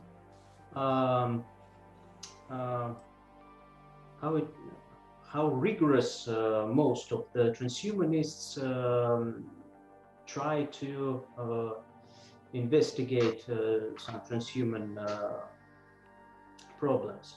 So in our internet community, we both try to make transhumanism more popular and more interesting for wide audience, and to make it more clear and maybe more scientific, and we just try to make some of those gloomy and mysterious parts of transhumanism more clear for us.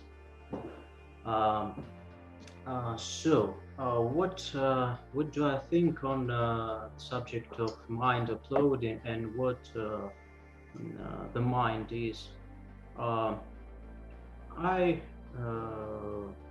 Back in my university times, I worked in some interdisciplinary field between nuclear physics and solid state physics and quantum chemistry and non-equilibrium thermodynamics. So I've read a lot of stuff from Ilya Prigozhin.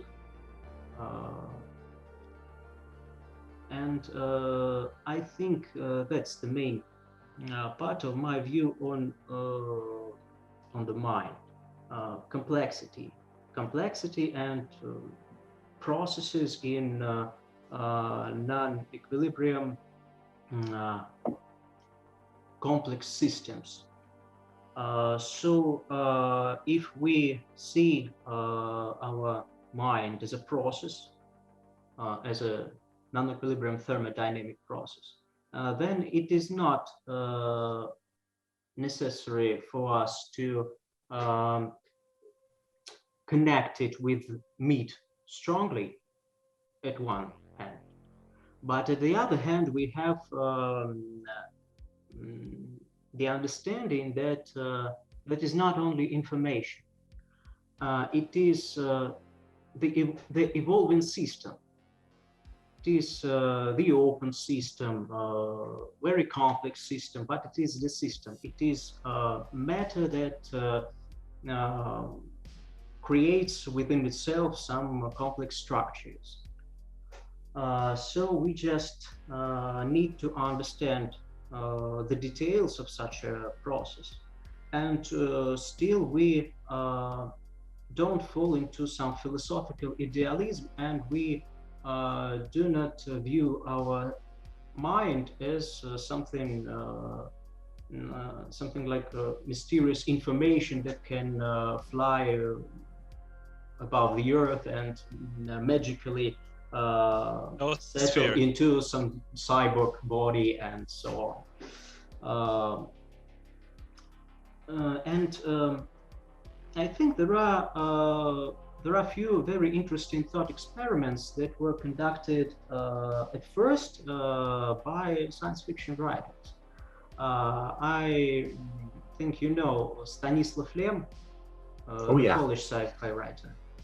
And he wrote some philosophy too, books like The Dialogues and Summa Technologia, The Sum of Technology. And in that books he proposed a thought experiment of making a prosthesis of the brain. He just suggested that we can make such a prosthesis slowly.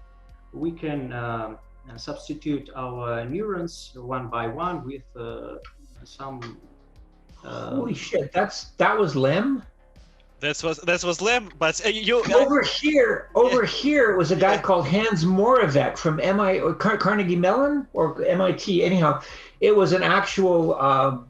It was not an author. It was a scientist called Hans Moravec who made exactly that point, that you can replace neurons one at a time to maintain a continuity of identity. I wonder what came first. You're right about this. You wrote about this in your book. You remember we talked about this Theseus ship. Yeah. We talked about this.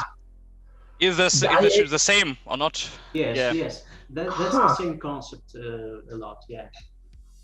And Lem did that thought experiment, if I'm not mistaken, in 1958 or something like that. Fuck, Moravec ripped him off. No, seriously, Moravec came up with that idea in I think the 80s. So if Lem came up with it in the 50s, holy shit. Yeah, he did. Once again, the prophets are denied their due. I'm sorry, I didn't mean to interrupt. Well, yeah, I did mean to interrupt, but it was an important interruption. Anyhow, continue. So he just proposed to give our brain enough time to come into such a stationary state or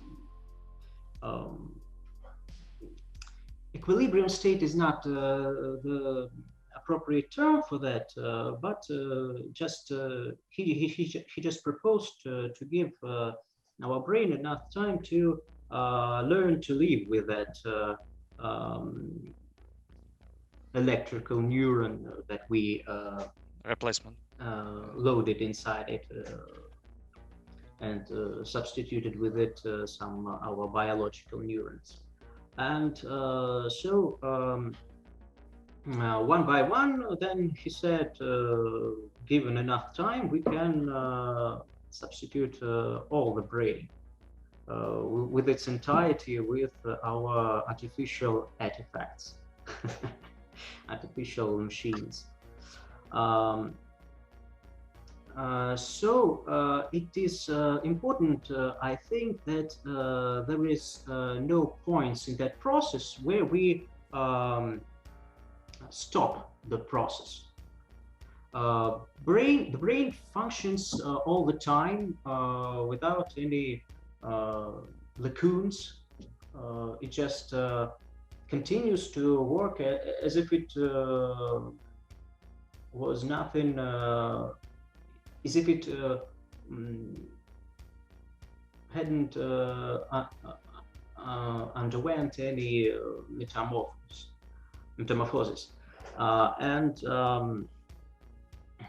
Then we, at the same time, we have the system continuing its evolution, natural evolution.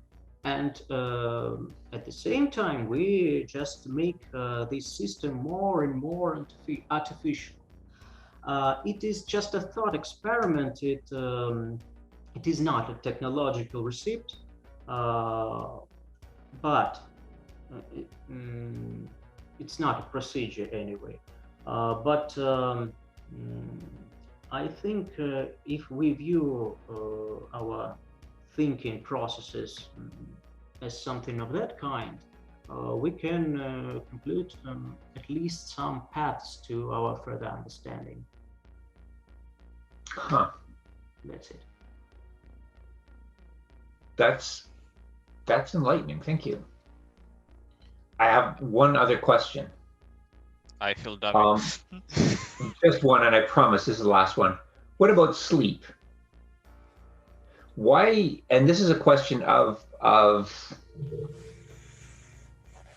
psychological acceptance. It's not a question about the technology or the ability to do it. But one of my favorite thought experiments is to say that you, Artem, wake up one day and there's somebody who looks just like you standing at the foot of your bed with a gun pointed at your face. I remember that one. and it says, I'm going to blow your head off now with this gun, but don't worry, I have all your memories and all your thought processes and all your engrams built up. I am absolutely identical to you cognitively. So after you die, I am going to continue to exist, and you will therefore continue to exist in me.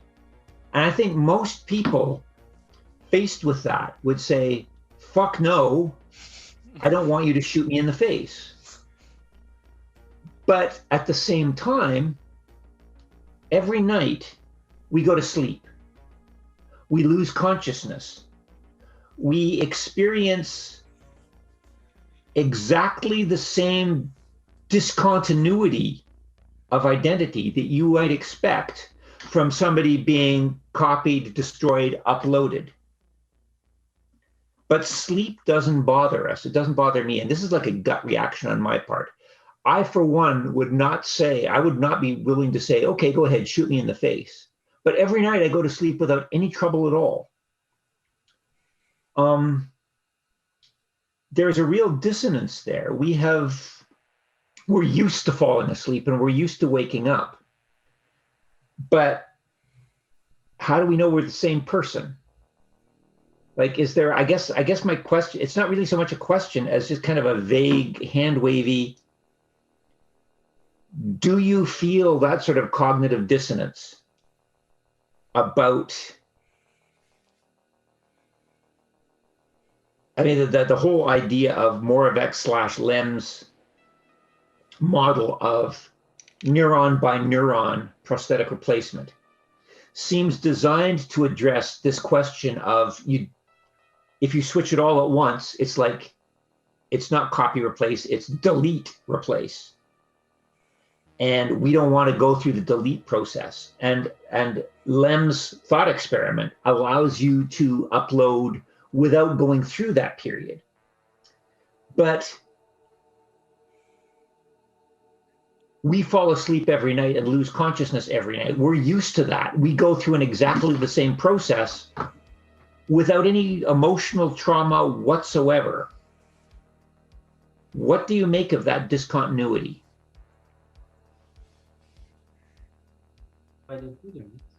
Не, давай сначала мы закончим это Давай. все, потом, когда мистер Уоттс, Питера отпустим, Питера, да.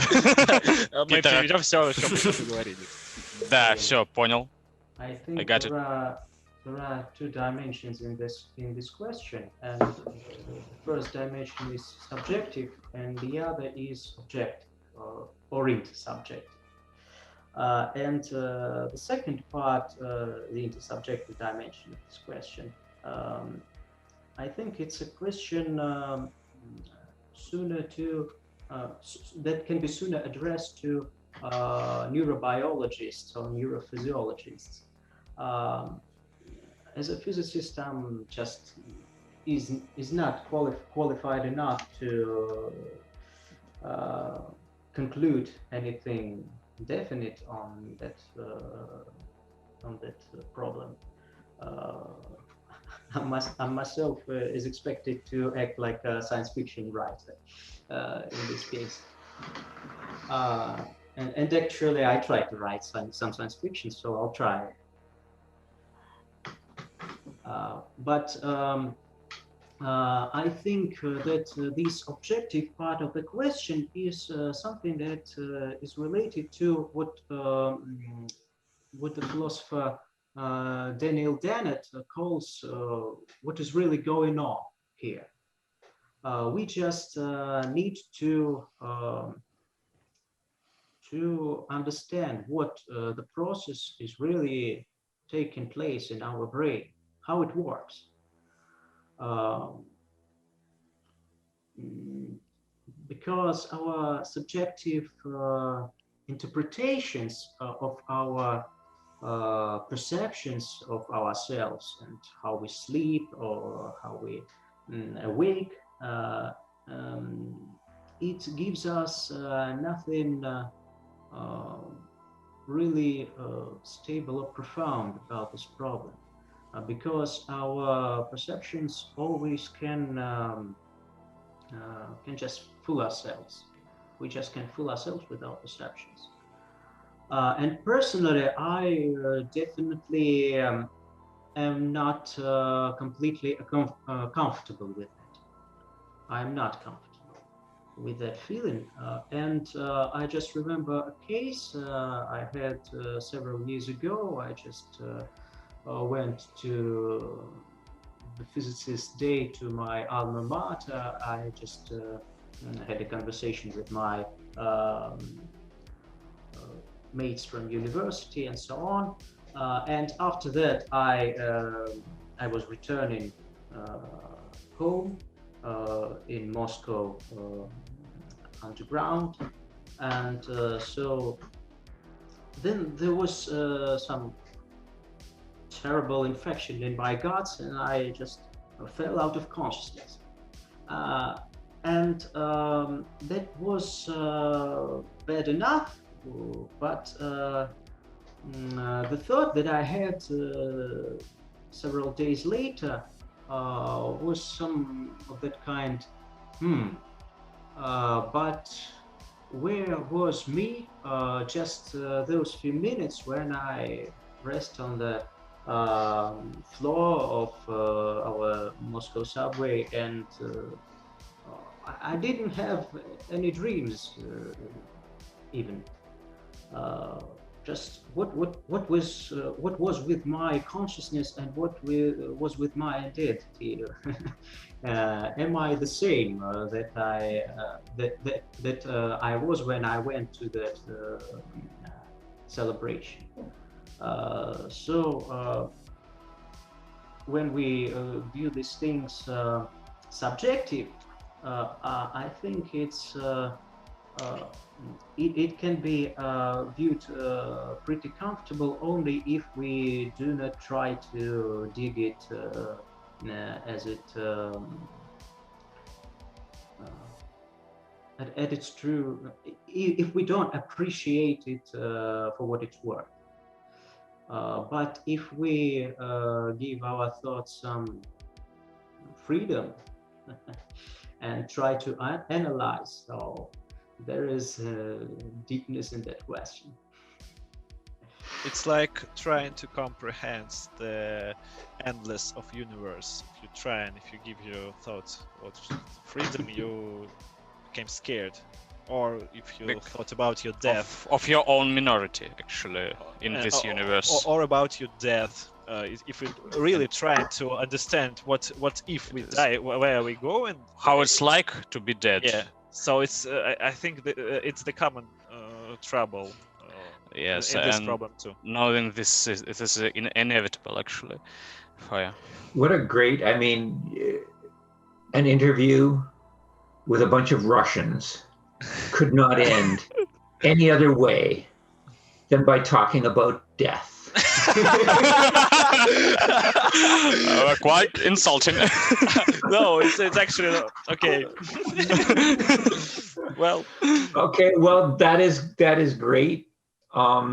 I assume you guys have no further questions for me. I have no further questions for you. Thank you so much. I gotta say,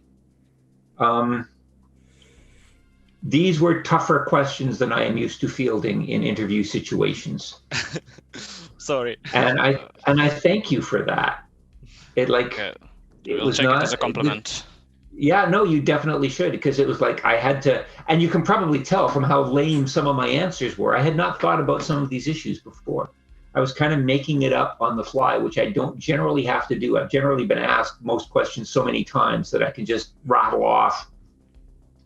Something that you already learned. Yeah. Yeah. But you guys made me think. So thank you for that, and apologies if making me think has resulted in some pretty lame or second-rate responses. But they were all I could come up with on the spur of the moment. Thank you very much. It was vice versa, because your answers also made us to think about some stuff and to elaborate, analyze, and to practice our speech, actually English speech and interpretation. I'm glad I served some purpose. As always, I said in our interview, it's, except the last time, because I have some issues. It was enlightening. Thank you very much.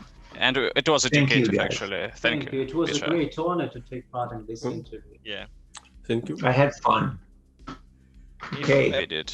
Probably, maybe if we'll contact you another time, if you don't mind. If you have time. Not at all. No. As long as we've got a stable internet connection, I'm here. I'm not going anywhere. COVID has come up with these new variants. Why you bullying me?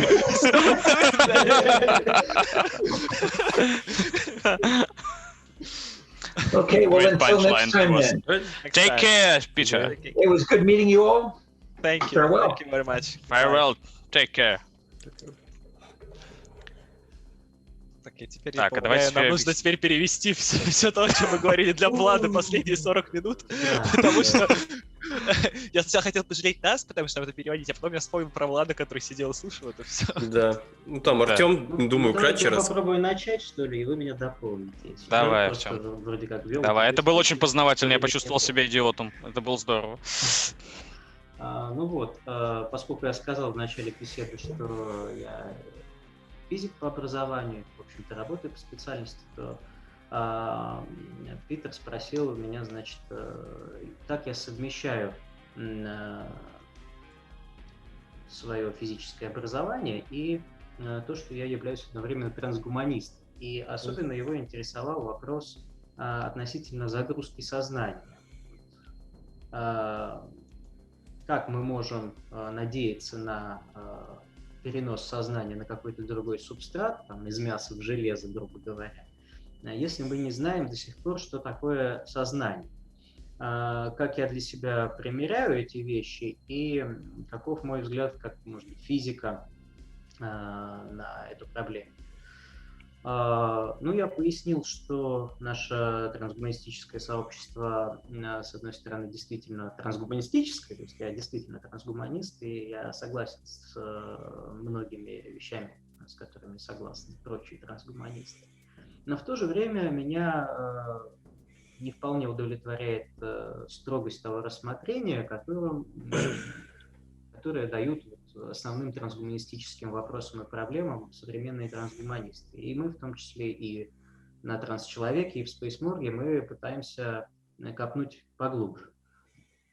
Если говорить о загрузке, то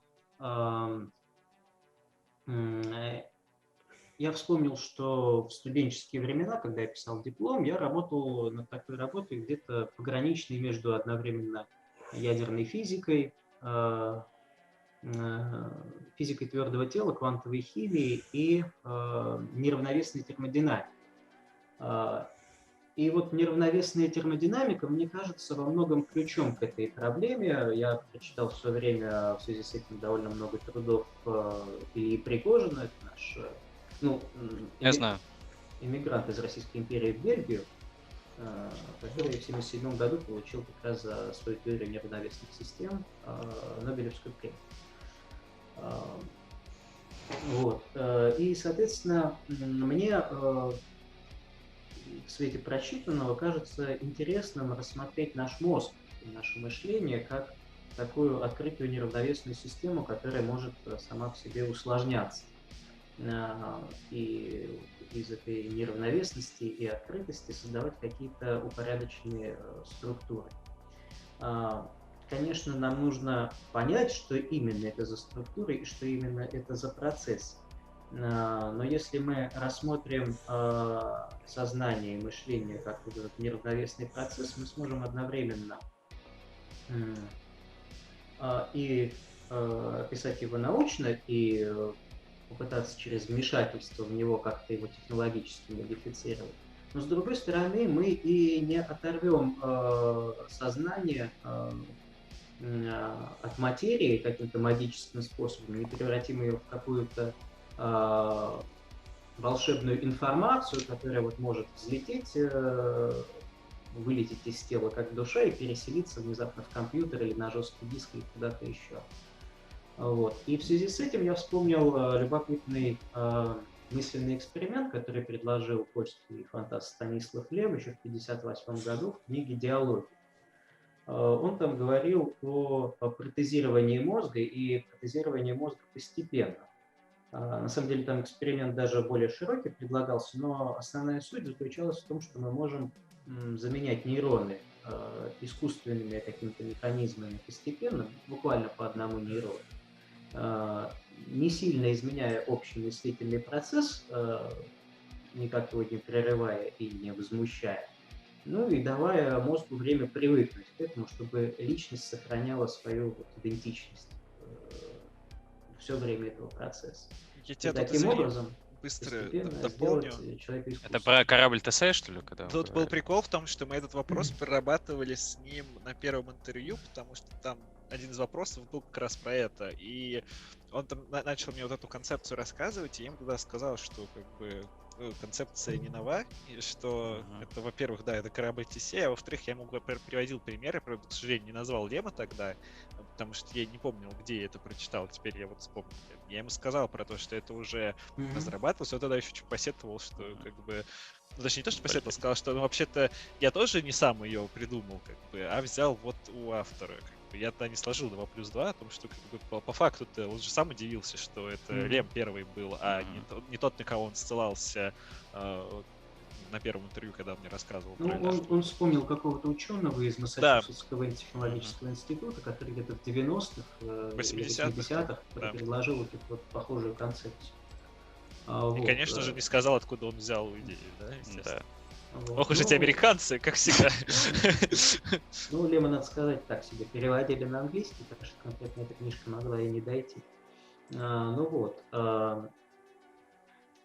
Такой взгляд я ему предложил. И в ответ Питер поинтересовался насчет такой штуки, что вот... Сейчас, как же он сказал... Он сказал, это пример, он тоже приводил его в первый раз, когда мы с ним про это говорили. Он сказал про то, что представь ситуацию, что когда тебя, там сначала не сон был, там сначала представь, что тебя будет посреди ночи. Да, перед тобой стоит твоя копия. Да, ну ты стоишь, да, такой же. И он говорит тебе, что я тебя сейчас убью, но ты не переживай, ты... продолжишь жить дальше во мне. Да, у меня есть все твои воспоминания, все твои привычки, я полностью это ты, но я тебе, ты сейчас вот конкретно ты сейчас умрешь, я тебя сейчас убью, и я займу твое место. И мы это говорили в контексте того, является ли в принципе переносом сознания человека на некий другой носитель, является ли это бессмертием человека. Потому что по факту как бы тут вопрос в том, что мы переносим копию. Да. А человек либо в лучшем случае, как он говорил тогда, в лучшем случае существует отдельно твоя копия, отдельно ты. Ты там стареешь, умираешь, копия остается. Но это не твое бессмертие. Это не твое бессмертие. Да, это копировать, вставить с последующей деградацией первоначального элемента. И второй вариант, который некоторые в научной фантастике рассматривают, самый плохой, это удалить, вставить. Это когда для того, чтобы перенести твое сознание, тебя, твой носитель текущий, нужно уничтожить. И мы через это плавно вышли как раз к эксперименту Лема о том, что если делать это не сразу, а постепенно, то где эта граница, которая и существует ли она, и будет ли в этом случае являться. И вот тут уже вступает штука про сон, про то, что по сути это мы постоянно... Каждый раз добровольно на это соглашаемся. Да, мы перезапускаем себя, когда да, вот сказал, что мол, эксперимент Лема нам в принципе может помочь обойти вот эту вот штуку с копированием. Но все равно остается сон. Мы же засыпаем каждую ночь, и мы, в общем, не знаем, что с нами происходит, куда наша личность девается. Но мы просыпаемся. Я там не стал уже разводить дальше дискуссию, потому что и так, может, мы очень долго говорили. Но мы знаем, что мы проснемся. Конечно, уверены, по крайней мере. Да, но мы уверены, что мы проснемся. Более того, мы понимаем, что происходит, что в этот момент, пока мы спим и когда мы просыпаемся, нас точно ничем не заменяют. Потому что мы понимаем, как работает сон. То есть, как минимум в этом вопросе. Нет, ну ладно, давай. Я ответил в том духе, что у этого вопроса на самом деле есть два измерения. Одно такое более субъективное, другое более научное, интерсубъективное, как говорится, объективное. В общем, просто описание того, а что на самом деле происходит в нашем мозге, когда мы засыпаем, или когда мы теряем сознание, или когда в наркоз впадаем, под наркозом оказываемся. Это то, что философ сознания Дэниел Деннет называет «А что же происходит на самом деле?» Это коронная фраза у него в трудах, что чтобы понять сознание, нужно понять, а что в мозге в этот момент происходит на физическом буквально уровне. И вот этот второй вопрос, он скорее его можно адресовать нейрофизиологам или химиком. Да. Но, конечно, с ним надо разобраться, и тут еще полно неясностей. Если уж о нем рассуждать, то, конечно, мне придется действовать как научному фантасту. Да, не тот уровень компетенции у нас, чтобы как-то мне почему-то этот вопрос. Да, мне почему-то, когда он начал говорить про вот эту копию, которая тебя убивает и заменяет твое место, то есть фактически второй ты, но тебя поэтому убивают. Что-то это напомнило вот эту... Я хотел спросить, но мы уже заканчивали, поэтому не стал. Это очень похоже на одну из версий, как нам сделать телепортацию. То есть, то есть человека сканируют в одном месте, воспроизводят в другом, но это еще, по-моему, в Престиже сделали в фильме в этом этот трюк, и я, честно говоря, я не мыслил о нем в контексте бессмертия, скорее в контексте телепортации, больше я именно в контексте телепортации о нем размышлял, но поэтому мне очень показалось что-то знакомо вот это вот. Да, еще у Артура Кларка в рассказе каких-то 60-х годов встречал, да. Да, там это было такое. Воспроизведение, что такое. Да, там тоже эта моральная дилемма поднималась, да, насчет оригинала? Да. Что уничтожается в одном месте, в другом создается, где оригинал. Кстати, вот именно поэтому я не могу смотреть какие-то сериалы, которые современные, которые затрагивают эту тему. Я недавно смотрел «Черное зеркало», там была вот эта штука про загрузку сознания, как раз, которые люди, которые disabled, да, то есть инвалиды или еще что-то, которые не могут существовать технологически, они могут находясь в коме, при этом пребывать внутри вот этого сервера и делать, что они хотят. И после смерти их туда загружают. И посыл сериала в том, что, вот такие вот счастливые люди, все могут быть счастливы, всех загрузят после смерти, и как бы они будут жить вечно. Но опять же, там все хлопают в ладошки, умиляются, утирают слезки. Я сижу, я не понимаю, типа, в чем прикол, потому что скопировали тебя, перенесли тебя, твое сознание, слепок твой сделали. Тебе-то с этого что? Ты как лежал овощем в коме, так и лежишь. Ты как умер, так и умер, как бы. Ничего ты не получил. Где хэппи-энд? А серия продвигает идею хэппи-энда про то, что... Там именно говорится, что это слепок сознания, или это само сознание вытаскивают из мозга? Нет, они говорят, что это само сознание, но то, что они делают, это именно слепок, это не само сознание. Если так, то это не хэппи-энд, это антиутопия, скорее. Был ровно один сериал, который эту проблему не совсем обошел. Это был спин-офф перезапуска вот этого Battlestar Galactica. Я даже не смотрел. Звездный крейсер Галактика? Звездный крейсер Галактика, да. И спин-офф назывался Капри. Там одна из этих планет, откуда они улетали, описывается, которая очень похожа там на Землю близкого будущего. Там создают искусственный интеллект и начинаются опыты по загрузке. И вот там они этот момент все-таки не обошли вниманием, но, к сожалению, после первого же сезона сериал провалился в просмотрах, и они не стали его продолжать. То есть стоило чуть посложнее сделать. Слишком сложно. Что ты хотел? Вот про лесбиянок, которых можно загрузить в сервер, где они будут там лесбиянить, это американское общество поймет гораздо лучше, как бы оно поближе там. Вот. А насчет субъективного измерения, да, я Уоттсу ответил, что меня это тоже, безусловно, беспокоит, что не вполне здесь все понятно. Если дать себе чуть-чуть волю и задуматься, пустить мысли, то там бездны, в общем, скрываются, и привел пример, что был замечательный день, поехал как-то на празднование Дня физики в университет, пообщался с своими друзьями студенческими, возвращаюсь обратно и, видимо, словил какую-то кишечную инфекцию, там буквально всего замутил, я просто грохнулся посередине метро, потерял сознание. И, в общем, состояние и в моменты после оно само по себе было достаточно плохим, но вот отдельно меня встревожила мысль, которая пришла через пару дней. Ну а где же я был, когда я терял сознание? Я до этого никогда под наркозом не был, в больницах, ничего, просто потерял сознание в первой жизни. И вот меня какое-то время этот вопрос занимал. Что забавно, это было всего 3 минуты, ты регулярно там от 5 до 8 часов как бы каждые сутки проводишь ровно в таком же состоянии. У меня очень это ничуть не беспокоит. Лунатизм, как вот его с ним. Нет, сон это сон, а потеря сознания это все-таки что-то такое из ряда. Экстренный сон.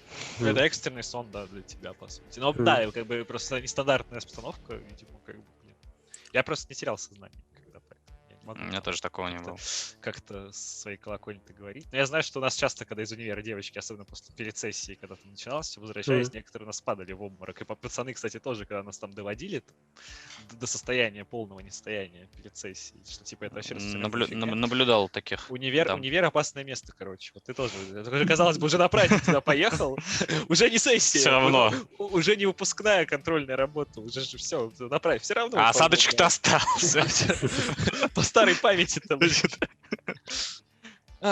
Ладно, и дальше коронная реплика Уоттса. Что... Я просто, извини, я заговорил про то, что типа это вот осознание своего бессознательного состояния, это сродни попытки осознать бесконечность вселенной или свою собственную смертность. Да, неизбежность и сам факт того, что ты умрешь, и тебя нет. Вот как вот, да, коронная фразочка. Ну, и чем, говорит, мы еще можем закончить беседу с бандой русских, говорит, разговором о смерти.